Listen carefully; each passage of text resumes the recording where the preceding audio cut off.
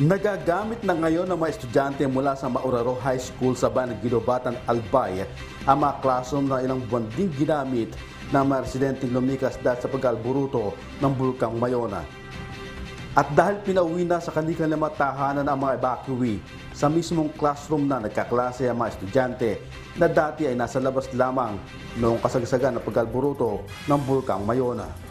Okay, nag-insist ako kay Mayor na talaga, nag-usap-usap kami na mag-decamp na kasi nakikita ko naman sa situation na hindi naman talagang hazardous na yung Mayon.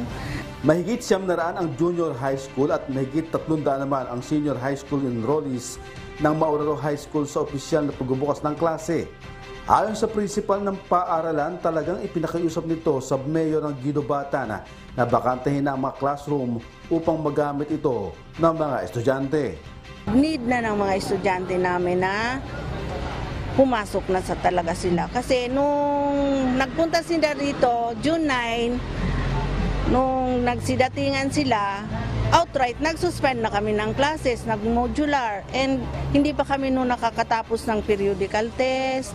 And after the periodical test, mayroon pang regional assessment test, mayroon pang national achievement test. Talaga nag-suffer kami, nag-exam yung mga bata by year level.